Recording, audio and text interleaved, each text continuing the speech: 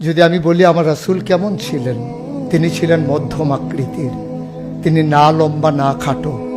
তিনি কখনো বা যখন হাজারো মানুষের সামনে দাঁড়াতেন, বিদায় হজের সময়ে 1,40,000 সাহাবা যখন ময়দানে, তিনি যখন আস্তে করে উঠে দাঁড়ালেন, ওনার চাইতে অনেক লম্বা লম্বা মানুষ থাকার পরেও অবাক বিস্ময়ে সবাই তাকিয়ে দেখলো সবার উপর দিয়ে যে মানুষটির মাথা মুবারক দেখা যায়, তিনি নবী মুহাম্মদুর রাসূলুল্লাহ সাল্লাল্লাহু আলাইহি ওয়াসাল্লাম।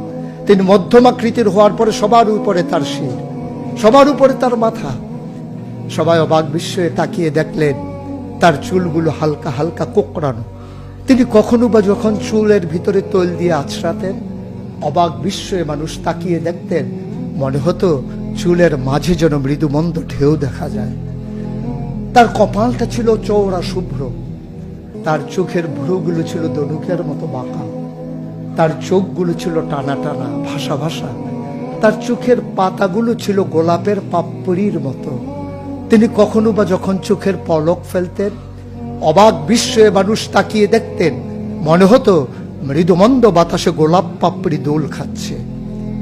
তার চোখের সাদা অংশ ছিল রক্তিমাভ সাদা, কালো অংশ ছিল তার কৃষ্ণ কালো। তার ঠোঁটগুলো ছিল গোলাপি রঙের, তার নাকটা ছিল খাড়া, ছিদ্রগুলো ছিল ছোট ছোট, নাকের নিচে ঠোঁটের উপরে ছিল চিকন সরু গোঁফ। তিনি কখনো বা যখন মুচকি হাসতেন, তার গোলাপি রঙের ঠোঁট দুটো যখন একটু ফাঁক হয়ে যেত আর দাঁতগুলো যখন বের হয়ে যেত, মানুষ অবাক বিস্ময়ে খুঁজত কোথাও যেন বিজলি চমকিয়েছে। তিনি যখন প্রচন্ড গরমের মাঝে ঘেমে সিক্ত হতেন, কপালে তার মুক্তার দানার মতো ঘাম জমে যেত। তিনি যখন দৌড়ে দৌড়ে তার বিবিদের ঘরে যেতেন, আমাদের মায়েদের ঘরে, আল্লাহ রাসূল সাল্লাল্লাহু আলাইহি সাল্লাম ঘরে ঢোকার পরে মায়েরা দেখতেন কপালের মাঝে মুক্তার দানার মতো বিন্দু বিন্দু ঘাম জমে আছে। মায়েরা বলতেন, গুস্তাখি মাফ কর দিজিয়ে, বেয়াদবি মাফ করবেন, আপনি চুপটি করে একটু বসুন। নবীকে বসিয়ে ওরা ছোট্ট শিশু খুঁজে বের করতেন, অতি যত্নে পরম আদরে তার কপালের ঘামগুলো তারা শিশির ভিতরে ভরে মুখ বন্ধ করে রেখে দিতেন। ঈদ যখন আসতো, বিয়ে যখন হতো, জমানো ঘাম তারা আতর হিসেবে ব্যবহার করতেন। এ নবী তো সে নবী, হেঁটে গেছেন 1 মাস আগে রাত পথ ধরে, যাওয়ার পরে তিনি তো চলেই গেছেন। 1 মাস পরে যখন আবার ওই পথ মারিয়ে কোনো এক সাহাবা যাচ্ছেন, স্থানীয় বাসিন্দা যারা রাস্তার কিনারে যাদের ঘর, তাদেরকে ডেকে বললেন, ভাইরা এ পথ দিয়ে কি আমার নবী হেঁটে গেছে কখনো? বলেছ সে তো 1 মাস আগের কথা, তুমি বুঝলে কেমনে? মুচকি হেসে সাহাবা জবাব দিলেন, হেঁটে গেছেন 1 মাস আগে, কিন্তু আজও সেই পথে নবীর গায়ের জান্নাতি গন্ধ পাওয়া যায়।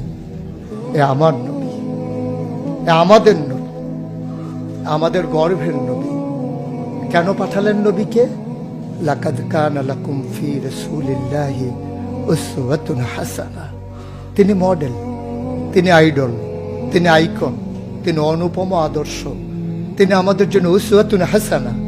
তিনি পথ দেখিয়েছেন কেমন করে একটা ছেলে তার মায়ের কাছে ভালো সন্তান হতে পারে।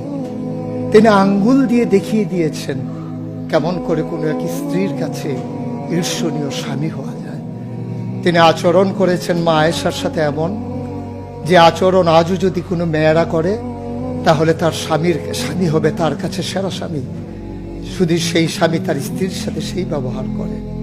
আল্লাহ রাসূল সাল্লাল্লাহু আলাইহি সাল্লাম আদরের নাতি হাসান হুসাইনের সাথে এমনই মধুর ব্যবহার করেছেন।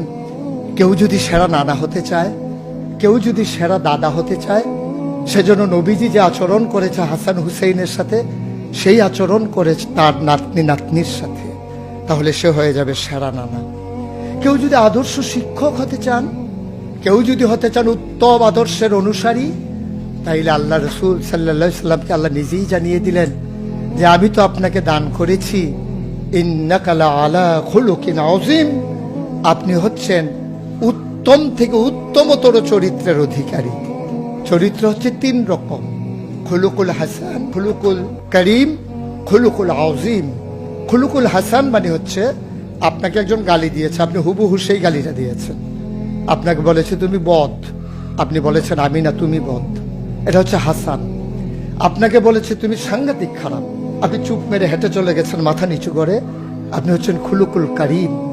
আর আপনাকে বলা হলো তুমি খুব খারাপ মানুষ, আপনি চুপ করে তো চলে গেলেনই, মসজিদে গিয়ে আপনি হাত উঠিয়ে দোয়া করছেন, মাওলা সে হয়তো বুঝেনি, সে যদি বুঝতো আমাকে হয়তো বলতো না, তার জন্য উল্টা আপনি দোয়া করে দেবেন। এটাকে বলে খুলুকুল আযীম, যেটা ইন্নাকা লা আলা খুলুকিন আযীম।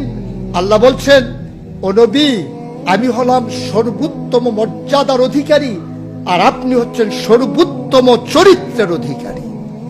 সুতরাং যার কোনো তুলনা হয় না, তুলনা মেলা ভার, জুড়ি মেলা ভার।